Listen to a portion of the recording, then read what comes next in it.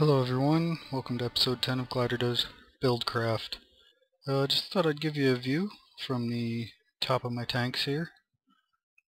That's where I've been gathering all my sand before my quarry started doing it for me. That's one of the oil geysers I was telling you about that's kinda nearby. And the other one is over this way, past that one, way out over there. So I'll probably just go to that one next since I've already got piping headed that way anyways. But yeah, this is the view from the top. And we have a slight issue. I was kind of afraid of this, but I didn't think of it at the time. I think my quarry is on top of my mine, which isn't a big deal, but it kind of defeats the purpose of them both. Because if I had my quarry there first, I would never have needed a mine, and since I already had a mine there, I don't really need the quarry. Although it has found a lot of coal and a lot of iron, which is awesome. And a little bit of gold even. There's like 8 pieces and like 60 pieces of iron. So pretty much a full stack of iron and a little bit of gold, but not much. It's down pretty far. I don't know if it's down far enough to hit my mine yet, but it's hard to... Oh geez. That's my mine right there. Holy crap. Crap. Well, let's go down into the mine and we'll see it from the other side. Ah, that's really upsetting because pretty much the rest of the work it's going to do is be... If it finds anything besides redstone or coal in that mine, I'm going to be really mad. But yeah, it doesn't look like it's like fully on my mine, but pretty close. So yeah, this is my mine. I found a couple cool things on my way down here. This has all been explored out pretty darn well. This is actually my reservoir, my first oil geyser, so this is what the inside of a reservoir looks like. You can see the little holes on each side, and there was one on the bottom, but I accidentally dropped some gravel down there. But yeah, there's obviously some running lava, and that's why there's cobblestone in the middle of it like that. I've explored around. Obviously I left a few things laying around. This was like completely covered by oil at the time, so I missed that iron. But yeah, I explored it all pretty darn well, I think. Got everything exposed that was exposed anyways. Anyways, let's go deeper into my mine here.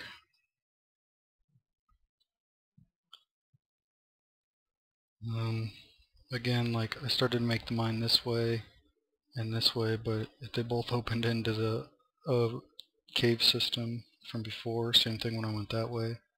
And I started digging this way and found this little cave. And I'm like, alright, I'm just going to start digging from here. So I started digging from here. And I dug down all these passageways. And down and down and down. And then at the end of it, I had lava falling on my head. And that's when I found this. And this is a pretty big open area here.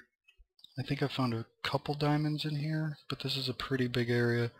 Like this is like the edge of a ravine, I think, and it's like two edges of two ravines come together at this cave system, and it's pretty confusing. I actually haven't explored it all that much yet, but it was pretty slim on diamonds, so I didn't really worry about it too much. I might go explore it more. It's hard to explore the ravines because the bottom of them are covered in lava. And then I started digging up here. Just went up a level, went up 2 blocks, and obviously now, well, how about that? Look at that. Let's see, I dug down this one, then I would have dug 2 over and come down, and yep, I would have found that diamond myself, but you know, whatever, quarry, you can get it. You can take all the credit, jerk. Anyways, I hadn't really decided what I was going to do this episode. I was going to wait for your comments, because I just posted that other video and there's 0 views. But I decided to go ahead and show you the view from the top, and then I was going to pause it or whatever. And then this all happened. So I guess I got to show you my mine. It's kind of cool to get to see a cross section of my mine. It's kind of neat. I still don't know how to pronounce that blue stuff. Lapis lazuli or something like that. It's pretty useless. It comes in a little bit handy in Buildcraft, but not much. It's used to make the markers, if you don't remember. And I also used it to make that blue block for my on and off switch. Ooh, more diamond too. That's cool. Let's see how much more. So it'll be, what, like 6 pieces? 1, 2, 3, 4, 5, 6. Yeah. That's pretty good. Can't complain. 6 pieces of diamond. I found 3 this last mining trip I did anyways, which is when I was making this exact mining system. I did these 4 tunnels, and I found 3, I think, down at one of the ends. As you can see, it goes down quite a ways further too. But yeah, I don't know if I'm really going to even bother continuing these if, you know, they're on top of my quarry, or underneath my quarry. So yeah, I guess I can just pick these up. Carry them up myself, I guess. I'm not that lazy. Yep, looks like it'll get a good bit of redstone too. I haven't really been mining the redstone I find. As you can see, I went right past this and didn't get any of it, and those ones too.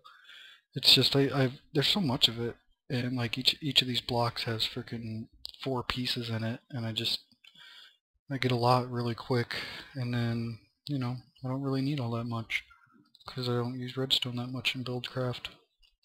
But it's nice to have a good supply of it anyways, because it would suck to run out when you need like 4 pieces and then have to come all the way down here and find some. But yeah, it's working on the next layer. It's probably going to open up onto the rest of my mine soon. In fact, yep, right there.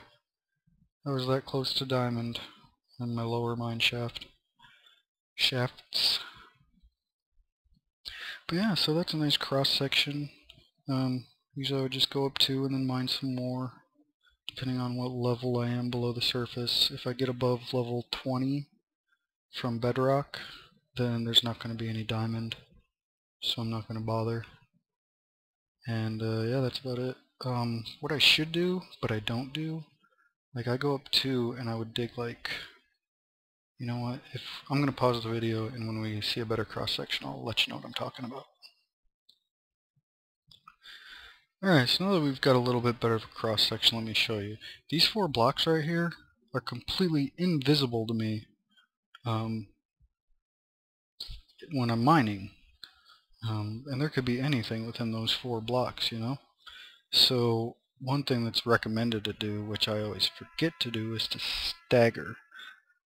Like, dig here, and here, and there, instead of straight above your other ones.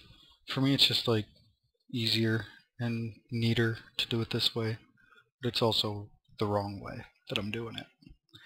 So yeah, like those 4 blocks, there could be, you know, iron, diamond, whatever, and I would never see it, you know, because I'm just digging straight through and I'm seeing, you know, 6 other blocks, but I'm not seeing any of these ones. You can't see what's right there unless you dig right there, you know, or right there.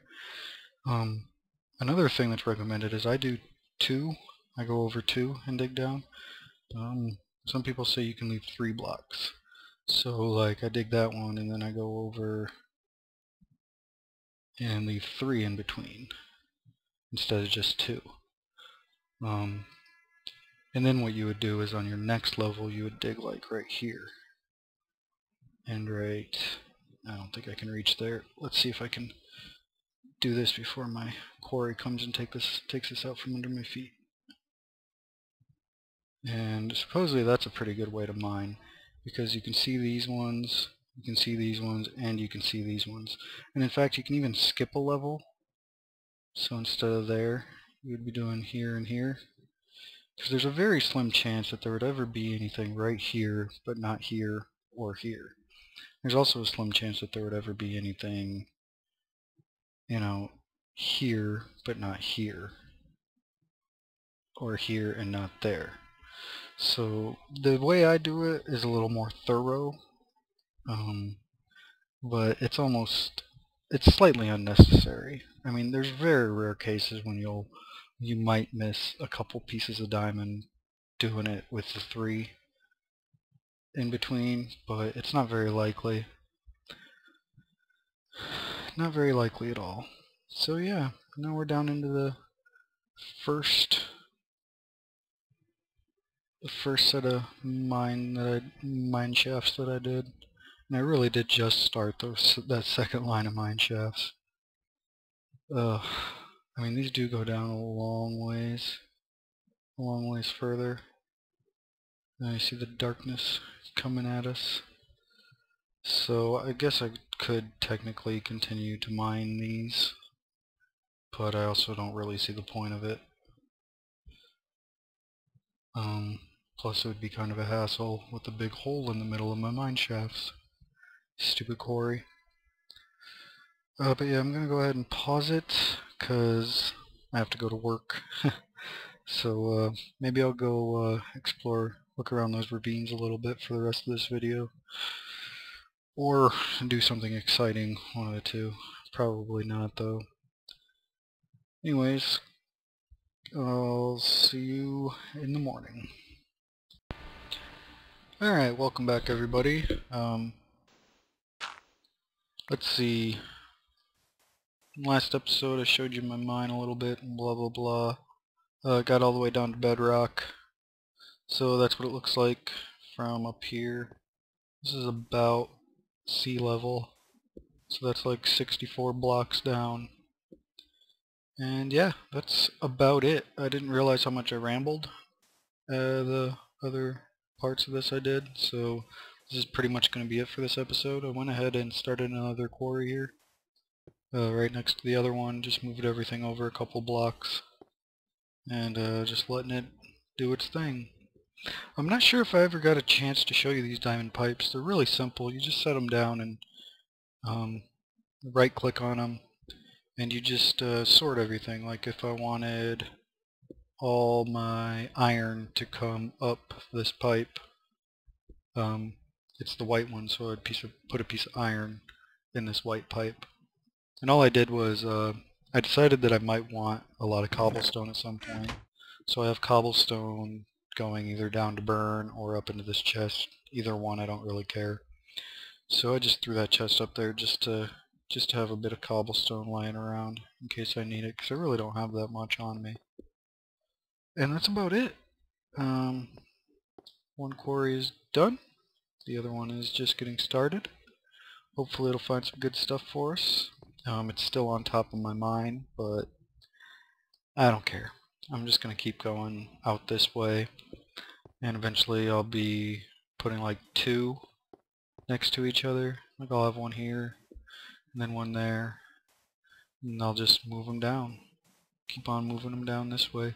Maybe eventually I'll like make it go sideways here, and I'll start doing them this way and that way. But I don't know. Still got a long ways to go for that. I'm gonna look into doing a redstone video next.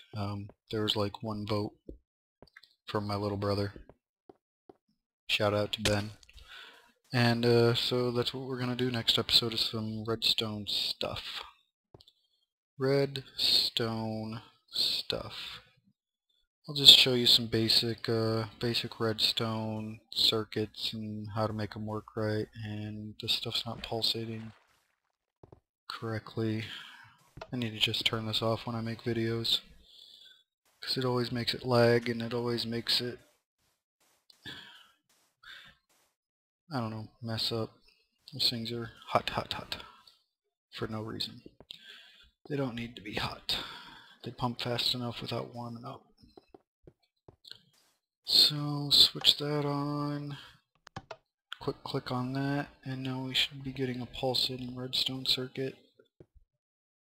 And there it is, pulsating. Cool beans. But again, I'm gonna just flip it back off. I'm just making sure everything's still working right, pretty much. Anyways, that's what we'll be talking about next episode. I'll show you how to make that little pulsar, and I'll show you how I made the AND gate, and I'll try not to ramble too much like I have been doing the last 2 videos. Ooh, I need to get a geyser going too.